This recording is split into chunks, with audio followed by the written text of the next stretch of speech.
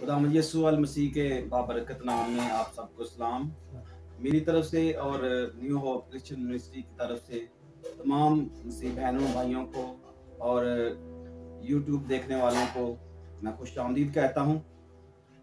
सो आज हम खुदावंद के पाक कलाम में से पौलुस रसूल की ज़िंदगी के बारे में गौर करेंगे कि पौलुस रसूल जो है, जिसको शाऊल भी कहते हैं,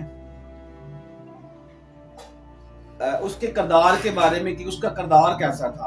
अमाल की किताब अगर हम देखें और उसका जो जिक्र है अमाल नामे बाब से शुरू होता है और अमाल 20वां बाब जो है, यहाँ पर इसका आखिरी खिताब है जो इसने बुजुर्गों के साथ किया, अलविदाई खिताब है। पौलुस रसूल जो है, इसकी उम्र 30 साल थी जब यीशु मसीह इसको मिला, और जब यीशु मसीह उसको मिला तो उसका सारा किरदार, उसका सारा तकब्बर, उसका जो गुरूर था वो टूट गया और ये शाऊल से क्या बन गया, पौलुस बन गया। और वो कहता कि जिस तरह मैं मसीह में हूं तुम भी मेरी मानद बनो। पौलुस रसूल ने अपनी जिंदगी के अंदर 13 खतूत लिखे और नामे बाब से, जैसे मैंने पहले बताया कि नामे बाब से इसका जिक्र जो है हमें मिलता है, और 20वां बाब जो है इसका आखिरी खिताब है। और इसकी ये 20वें बाब में इसकी जिंदगी में 21 जो है खूबियां हमें नजर आती हैं और हम इसकी चंद जो खूबियां हैं उस पर गौर करेंगे। पौलुस रसूल जो है वो मसीह का प्रचार करता है, मसीह ईमान का प्रचार करने के लिए अपना किरदार जो है वो पेश करता है कि मेरा किरदार कैसा है। पौलुस रसूल जो है उन बुजुर्गों के सामने, उन लोगों के सामने अपना किरदार पेश करता है और उसका किरदार जो है उसकी जबान से नहीं है कि मैं बहुत अच्छा हूं। कई दफा जो खुदा के खादम हैं, जो खुदा के लोग हैं, जो ईमानदार हैं, वो दो तरह की जो जिंदगी है, दोहरी इंसानियत जो है वो गुजारते हैं। वो चर्च में कुछ और होते हैं, खानदान में कुछ और होते हैं, बाहर कुछ और होते हैं, लेकिन पौलुस रसूल जो है उसका किरदार जो है वो उन सारे लोगों के सामने जिनके साथ वो रहा, जिनके दरमियान उसने मनादी की, वो अपने किरदार को पेश करता है। और बुजुर्ग जो हैं वो उसकी इस किरदार को सराहते हैं कि जो कुछ पौलुस रसूल कह रहा था सिर्फ कहने की हद तक नहीं था, बल्कि उसका किरदार जो है वो नजर आता है। आज हम अपनी जिंदगियों पर गौर करें, क्या हम अपने किरदार पर फख्र करते हैं? क्या हमारा किरदार इस तरह का है कि लोग जो हैं वो हमारा किरदार देखकर कहें कि ये जो भाई है, ये जो बहन है, ये वाकई खुदा की क्या है, बंदी है, खुदा का बंदा है। तो पौलुस के दौर में वो बुजुर्गों के बारे में बताता है जो लोग उस वक्त हुकूमत में थे और उनके बारे में बताता है, और जो लोग यहूदी अदालत जो थी, उनकी जो जमात थी, सैंडन जमात, वहां पर उन बुजुर्गों के बारे में बताता है। और फिर जो है पौलुस रसूल को हम देखते हैं कि वो बाइबल मुकद्दस का क्या है, हीरो है, और पौलुस रसूल जो है वो ईमान का सतून है। तो आज हमारा किरदार कैसा है? हमारा किरदार जो है जब अच्छा होगा तो लोगों को बरकत मिलेगी। जब हम खुदा का कलाम सुनाते हैं उस वक्त तो लोगों को बरकत मिलती है, लेकिन बाहर की जिंदगी, जो जिस्मानी जिंदगी में हमारा बोलचाल, हमारा रहना सहना, ये लोगों की जिंदगी पर असर करता है। तो क्या हमारा किरदार जो है वो पौलुस रसूल की मानद है?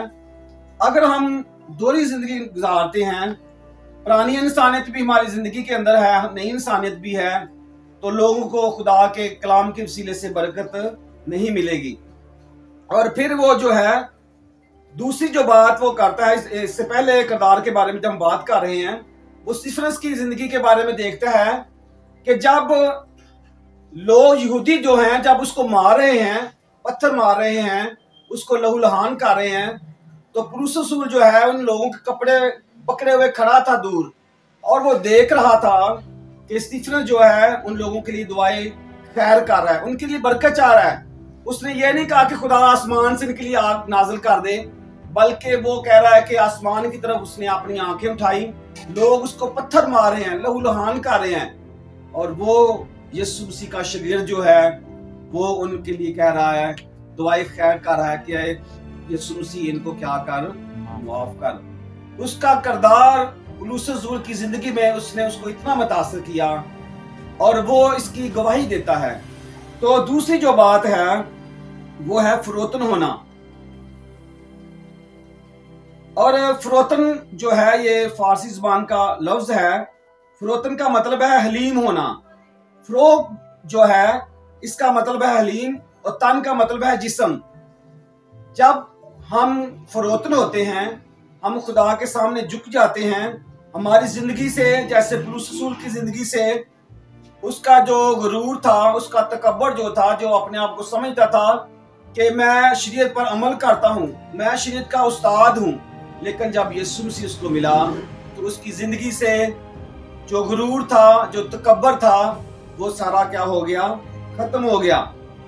तो आज हम भी अपनी जिंदगी में देखते हैं, हम कई दफा सोचते हैं कि फरोतन का मतलब वो है जो शायद सही तरह बोल नहीं सकता, जो आहिस्ता आहिस्ता बोलता है, जो सही तरह चल नहीं सकता, तो हम समझते हैं शायद वो फरोतन है। फरोतन का मतलब वो है जो क्या है, ताकतवर है, लेकिन फिर भी वो अगर हमें कोई गाली देता है तो उसका गाली से जवाब नहीं देता, उसको मुआफ करता है। तो फरोतन का ये भी मतलब है कि एक मिसाल दी गई है कि एक ऐसा जानवर जिसको सुधराया जाता है, जिसको तरबियत दी जाती है। मिसाल के तौर पर जो घोड़े होते हैं, रेस के लिए उनको पहले तरबियत दी जाती है, सुधराया जाता है। तो फरोतन का मतलब भी यही है कि ऐसा शख्स जिसकी क्या की गई हो, तरबियत की गई हो। तो खुदावन यीशु मसीह जो है वो चाहता है कि हम क्या करें, हम उसके सामने, उसके हुजूर में फरोतन बने, हम दूसरों को मुआफ करें, हम दूसरों से बदला ना लें, और अपनी ताकत जो है उसको जिस्मानी तौर पर भी हम कमजोर को देकर उससे बदला ना लें, बल्कि हमें क्या करना है, अपने आप को फरोतन बनाने की जरूरत है। अगर हम अपने आप को फरोतन नहीं बनाते तो यीशु मसीह के बारे में हम देखते हैं कि यीशु मसीह जो है वो फरोतन हो गया, और उसने क्या किया, उसने अपने दुश्मनों के लिए क्या की, दुआ की। उसने ये नहीं कहा खुदा से कि खुदा इनसे बदला ले, उसने क्या किया, अपने दुश्मनों को मुआफ किया, वो हलीम हो गया। आज जब हम खुदा के लोग हैं तो हम फरोतन हैं क्या? हम खुदा के जब खादम हैं तो हमें, जब वो हमारा यीशु मसीह जो हमारा मालिक है, उसने हमें नमूना दिया है कि हमें क्या करना है, फरोतन होना है, मुआफ करना है, और उसकी जो मर्जी है वो हमारी जिंदगियों में क्या हो, पूरी हो। अगर हमारी जिंदगियों में यीशु मसीह की जो मर्जी है वो पूरी नहीं होती, हम फरोतन नहीं बनते, हम हलीम नहीं होते, तो इसका मतलब है हमारी जिंदगी में कोई ऐसा गुनाह है जो किसी कोने में छुपा हुआ है और हम मिक्स अप जिंदगी जो है वो गुजार रहे हैं। तो जैसे हमारे मुनज्जी ने, हमारे उस्ताद ने फरोतन बनने का हमें नमूना दिया, वो फरोतन बन गया और उसने अपने शागिर्दों के क्या किए, पांव धोए। तो आज हम जब उसके लोग हैं, हम उसके बेटे बेटियां हैं, तो क्या हम फरोतन बनते हैं? और फिर जो है तीसरी इसमें जो खूबी नजर आती है पौलुस रसूल की जिंदगी में, वो क्या है, वो बाप की मर्जी को क्या करता है, पूरा करता है। हमें, जब हम खुदावंद का प्रचार करने वाले होते हैं, हम हलीम होते हैं, तो हमें क्या करना है, उसकी मर्जी को भी क्या करना है, पूरा करना है। उसने 195 बार जो है उसको कोड़े लगाए गए, उसे मारा गया। पहले वो मारने वाला था, लेकिन बाद में वो क्या बन गया, मार खाने वाला बन गया। और फिर जो है वो क्या करता है, अपने आप को मारता कूटता है, अपने जिस्म को कंट्रोल करता है और अपनी मर्जी नहीं करता, बल्कि जहां यीशु मसीह उसको कहते हैं कि तूने वहां पर नहीं जाना, जिस शहर में नहीं जाना, वो क्या करता है, यीशु मसीह की मर्जी को पूरी करता है। आज हम देखें, क्या हम अपनी जिंदगी में यीशु मसीह को अव्वल दर्जा देते हैं? क्या हम अपनी जिंदगी में उसकी मर्जी जो है उसको पूरा करते हैं? कलाम मुकद्दस में लिखा है कि खुदा जो है वो किसी गुनाहगार की हलाकत नहीं चाहता, बल्कि खुदा चाहता है कि हर इंसान जो है वो बदी से बाज आए और तौबा करे।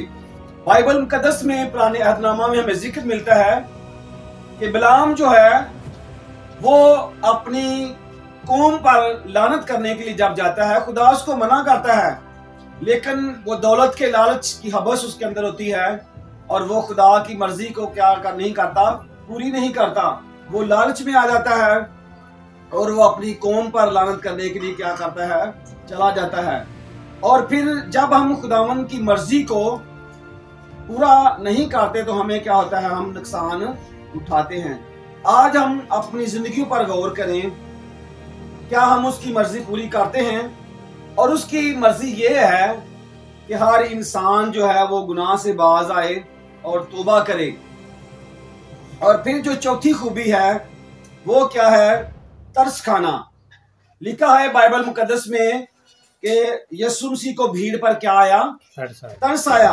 और फिर हमें एक और वाक़या नजर आता है कि वो बेवा जो औरत थी जिसका एक ही बेटा था, जब उसका जनाजा लेकर जा रहे थे तो लिखा है कि यीशु मसीह को उस पर क्या आया, तरस आया। और तरस का मतलब जो है, इसका यूनानी ज़बान में मतलब है आंतड़ियों के अंदर जब दर्द शुरू होता है तो वो दर्द इतना शदीद होता है कि इंसान उसको बर्दाश्त नहीं कर सकता। तो यीशु मसीह जो है अपने लोगों के लिए, इस दुनिया के लिए इस तरह का जो तरस था वो महसूस करता था, क्योंकि यीशु मसीह जो है वो क्या करता है, हर एक से प्यार करता है। एक तरस होता है जब कोई एक्सीडेंट होता है, कोई ऐसा हादसा होता है तो हमें उस पर तरस आ जाता है, हम तरस से भर जाते हैं। लेकिन यहाँ पर जो तरस का जो मतलब है वो है इस तरह का यूनानी ज़बान में, जैसे मैंने बताया कि आंतड़ियों के अंदर दर्द का उठना और इस तरह का शदीद दर्द के बर्दाश्त ना हो सके। तो आज हमने देखना है क्या हमारी जिंदगियों के अंदर दूसरों की तरस है, दूसरों की तड़प है। लिखा है कि जिनकी कोशिश से बतेरे साधक हो गए वो आसमान पर सितारों की मानंद चमकेंगे। आज हमें, जैसे हमारे मुनज्जी यीशु मसीह ने लोगों पर तरस खाया, उसने इतना तरस खाया कि अपनी जान जो है वो सलीब पर दे दी ताकि हर इंसान जो है वो गुनाह से बच सके। और आज जब हम उसके बेटे और बेटियां हैं, आज हमने जब यीशु मसीह को कबूल कर लिया है तो हमारा भी ये फर्ज बनता है कि हम भी उन लोगों के पर तरस खाएं जो गुनाह के अंदर जिंदगी बसर कर रहे हैं, जो बदी के अंदर जिंदगी बसर कर रहे हैं, जो नशे की हालत में हैं। हम उनको यीशु के पास लेकर आएं ताकि वो भी यीशु मसीह को कबूल करें और अपनी जिंदगी के वारिस बन जाएं।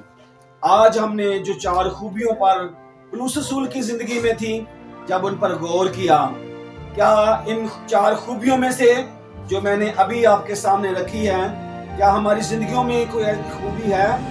क्या हम उसकी मर्जी को पूरा करते हैं? क्या हम फरोतन हैं?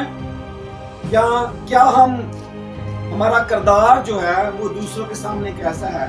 जो 4 ये खूबियां थी, आज हम अपनी जिंदगियों पर गौर करें और देखें कि उसकी जिंदगियों में इतनी खूबियां थी, क्या हमारी जिंदगियों में कोई ऐसी खूबी है जिसकी वजह से लोग जो हैं वो यीशु मसीह के पास आ सके और कह सके कि वाकई ये भाई, ये बहन जो है ये खुदा का बंदा है, ये खुदा की बंदी है।